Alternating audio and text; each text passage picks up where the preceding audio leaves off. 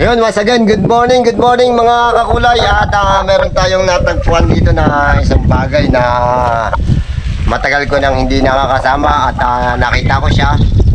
At alam po kung ano ang kagamitan nito, mga kakulay. Oh. So, isa na aluminum tape and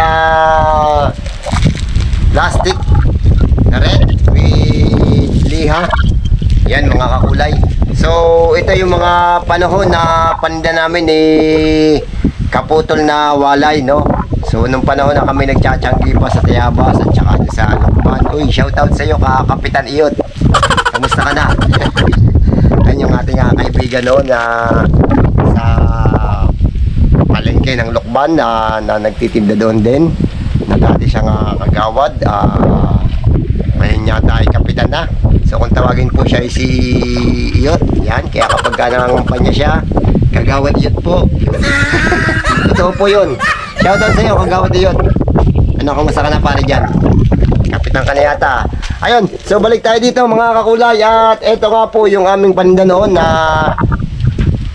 Panapal Panagpi. Yun, kung mapapansin ninyo kami at makikinig nyo kami sa gitna ng Lokban, ang aming mga isinisigaw noon ay lighter, garter, brush, toothbrush, pangkuskos, panghinang, panapal, panagpi sa mga tumutulong ari.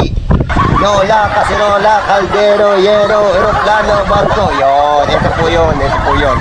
At dahil po dyan, meron po tayo dito nga tcharan!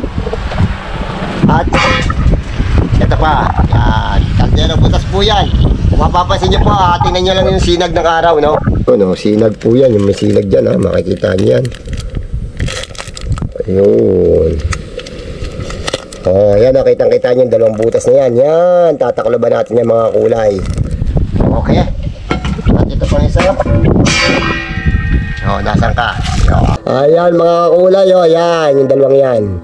Alright, oh, sige, umpisa natin ang proseso, mga kulay. Iyahin natin yan, lalo na yung paligid yan. Kasi doon po natin papakinin yung ating aluminum tape. Iyahin lang natin hanggang sa matanggal ang kanyang mga uling at ang pabagkit ng maigi ang ating pamatsi. Eto, at napatsyahan na natin at liliyahan din uli natin yung ating mismong pinatsi nang yan ay lapat na lapat. Same procedure, ilagay ang ating aluminum tape.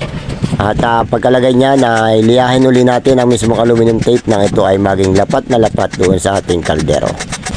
Yan mga kulay, tapos na! So ayan mga kakulay, at tapos na yung ating hello mic sound check. Parang may na-echo-echo ang ating pagtataklob o pagpapatsoy ng ating kaserola, kaldero. Ayan mga kakulay, tingnan nyo. See, lapats na lapats. Kabilaan po yan mga kakulay. Sa loob, ayun, may dalawa rin doon sa loob. At itong aking nakasaklob ay ganun din. Yan. Wala yun, almost magkalapit yung kanyang